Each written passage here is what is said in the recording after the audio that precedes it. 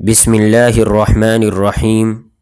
Islamic world کے معزز سامعین، السلام علیکم ورحمۃ اللہ وبرکاتہ۔ محترم سامعین، جس شخص کے دل میں نیکی کا جذبہ موجود ہوتا ہے تو اللہ تبارک و تعالی اس کے راستے کشادہ فرما دیتے ہیں اور مشکلات کو حل کر دیتے ہیں۔ جیسا کہ حضرت حکیم الامت مولانا محمد اشرف علی تھانوی رحمۃ اللہ علیہ ایک واقعہ بیان فرماتے ہیں کہ بھوپال میں ایک قاری صاحب تھے، ان کو حج کا شوق ہوا اور اتنا تقاضا ہوا کہ بے چین ہو گئے۔ جیب میں 1 ہی روپیہ تھا، اسی پر ارادہ کر لیا۔ 12 آنے کا تھیلا سلوایا، 4 آنے کے بھنے ہوئے چنے تھیلے میں بھر کر پانی کے لیے لوٹا اور گلاس لے کر بھوپال سے بمبئی پیادہ روانہ ہو گئے۔ راستے میں کسی نے دعوت کر دی تو قبول کر لی، ورنہ چنے کھا کر پانی پی لیا۔ اس طرح بمبئی پہنچ گئے۔ جہاز جدہ کے لیے تیار تھا، ان کے پاس ٹکٹ کے دام نہ تھے۔ کپتان کے پاس پہنچے اور کہا کہ مجھے حج کا شوق ہے مگر ٹکٹ کے دام نہیں، اگر کوئی نوکری جہاز میں مل جائے تو میں مکہ پہنچ جاؤں گا۔ کپتان نے کہا نوکری تو ہے مگر آپ کے لائق نہیں، آپ مقدس آدمی ہیں اور نوکری گندی ہے۔ فرمایا اس کی پرواہ نہیں، جیسی بھی نوکری ہو مجھے منظور ہے۔ اس نے کہا کہ کام مشقت کا ہے، آپ سے نہ ہوگا۔ فرمایا کیسی ہی مشقت ہو میں کر لوں گا۔ کہا اچھا یہ بوری غلہ کی بھری ہوئی ہے، آپ اس کو اٹھا لیں تو نوکری دے دوں گا۔ قاری صاحب نے دعا کی کہ اے اللہ تعالیٰ، یہاں تک تو میرا کام تھا، آگے آپ کا کام ہے کہ اس بوری کو مجھ سے اٹھوا دیجئے۔ یہ دعا کر کے بسم اللہ کر کے بوری کو اٹھایا اور سر سے اوپر لے گئے۔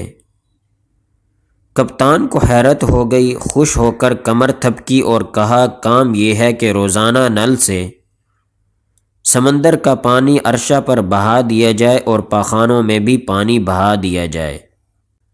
قاری صاحب نے یہ کام منظور کیا اور لنگی باندھ کر روزانہ یہ کام کرتے اور نماز کے وقت غسل کر کے دوسرے کپڑے پہن لیتے۔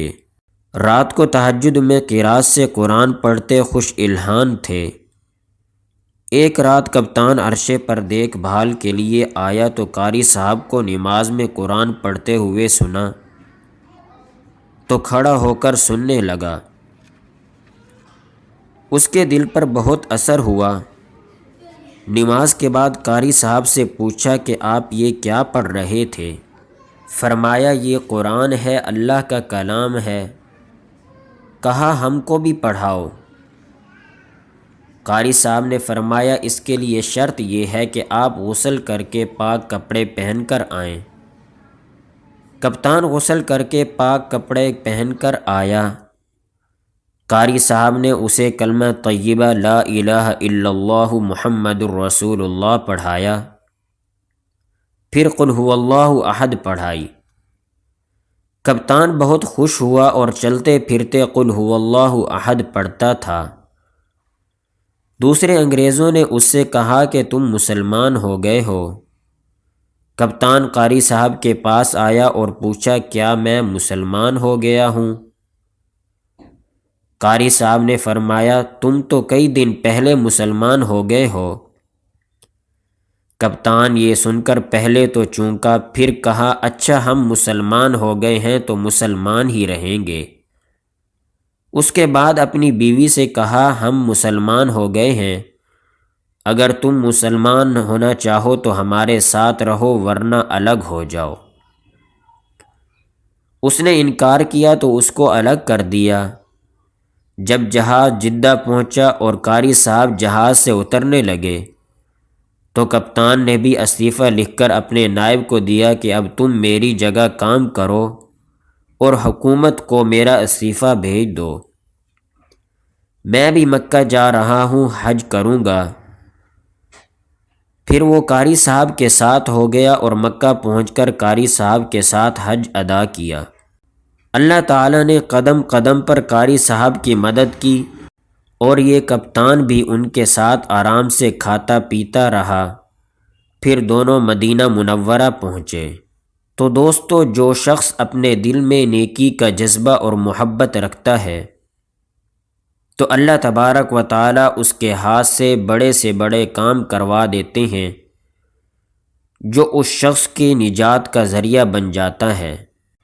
اللہ تعالیٰ سے دعا ہے کہ اللہ تعالیٰ ہمیں بھی اپنے دل میں نیکی کا جذبہ اور ہمت اور طاقت رکھنے کی توفیق عطا فرمائے۔